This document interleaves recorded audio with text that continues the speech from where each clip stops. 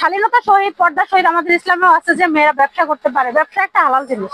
তো মেয়েরা চাইলে যে ফ্যামিলি সাপোর্ট নিয়ে, ফ্যামিলি যদি সাপোর্ট করে বা ইয়ে করে, নিজেরা স্বাবলম্বী হতে পারে নিজের জন্য। ওই মনিরা আন্টির সাপোর্টে আমরা এই মেলার সুযোগ পাই। এটা আমাদের জন্য অনেক বড় একটা সাপোর্ট, কারণ আমরা ক্ষুদ্র উদ্যোক্তা, আমরা চাইলে কিন্তু এখন বড় প্রতিষ্ঠান দিয়ে বসতে পারবো না। আমাদের জন্য এগুলি দরকার যে আমরা ছোট ছোট জায়গা থেকে উপরের দিকে যাবো, কারণ এখানে আপনি কারো আন্ডারে কাজ করতেছেন না বা আপনারা কেউ খবরদারি করতে পারতেছে না। আমি বলবো যে সংসার বলো, পড়াশোনা, সবকিছুর পাশাপাশি মেয়েরা যদি উদ্যোক্তা হয় তাহলে নিজের মানে কারো উপর আর নির্ভরশীল এমন না যে আপনি। আসসালামু আলাইকুম, আমি Tajia Rabbi Tithi, owner of Tajia's gallery and mehendi by Tajia, Tajia's makeover and hair care. আর তার পাশাপাশি আমি একজন উদ্যোক্তা, ক্ষুদ্র উদ্যোক্তা।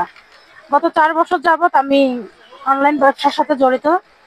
প্রথমে আমি 500 টাকা পুঁজি নিয়ে ব্যবসা শুরু করি হ্যান্ড প্রিন্টিং দিয়ে।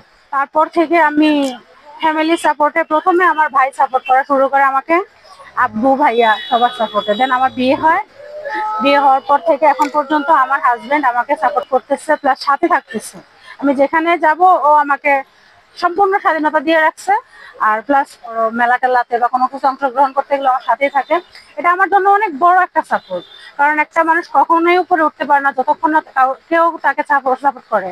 মেলাটায় আসার সুযোগ করে দিয়েছেন মনিরা আন্টি, উনি founder of women chamber and commerce and industry. ওই মনিরা আন্টির সাপোর্টে আমরা এই মেলার সুযোগ পাই।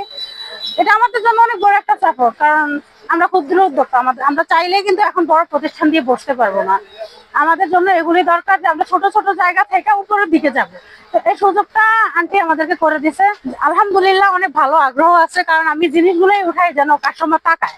আর মেয়েদের জিনিসগুলোই বেশি উঠাইছি। মেয়েদের যে আকর্ষণ, আমরা মেয়ে হিসেবে জানবো যে কোন মেয়েটা কি পছন্দ করতে পারে। তো আমরা একটা মেয়ের পছন্দ হিসেবে এই জিনিসগুলো উঠাইতে পারি। তো উঠাইছি, আলহামদুলিল্লাহ আমার বেচা বিক্রিও ভালো হচ্ছে। 8-10 হাজার টাকা আমার ইজিলি সেল হয়ে যাচ্ছে। আমার কাছে ব্যতিক্রম ধর্মী অনেক জিনিস আছে, প্লাস আমি এখানে মেহেন্দি পড়াচ্ছি, যেটা অন্য স্টলে নাই।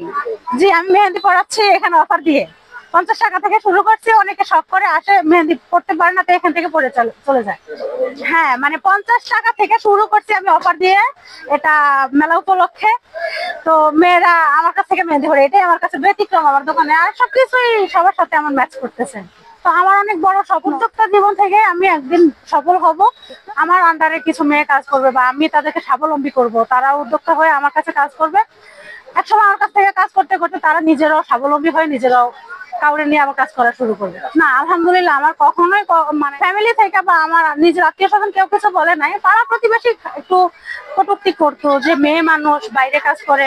অনেক সময় দেখা গেছে আমি মেহেন্দির কাজ করে যাইতে যেতে আমার রাত হয়ে যায়, 8টা 9টা 10টা। তো বলতো যে মেয়ে মানুষ এভাবে ছেড়ে রাখছে।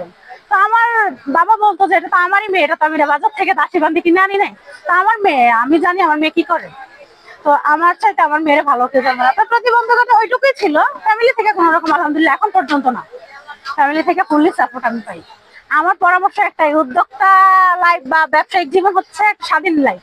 কারণ এখানে আপনি কারো আন্ডারে কাজ করতেছেন না বা আপনারা কেউ খবরদারি করতে পারতেছেন না। আপনার ইচ্ছা মতো, আপনি ইচ্ছা হলে করতেছেন, না ইচ্ছা নেই। তো আমি বলবো যে সংসার বলো, পড়াশোনা, সবকিছুর পাশাপাশি মেয়েরা যদি উদ্যোক্তা হয় তাহলে নিজের মানে কারো উপর আর নির্ভরশীল এমন আপনি ফ্যামিলির বাইরে গিয়ে কথা বলেন। মেয়ে মানুষ ফ্যামিলির গণ্ডির বাইরে গিয়ে যে ওই রকম ভাবে অশালীন ভাবে চলাফেরা, এটা না।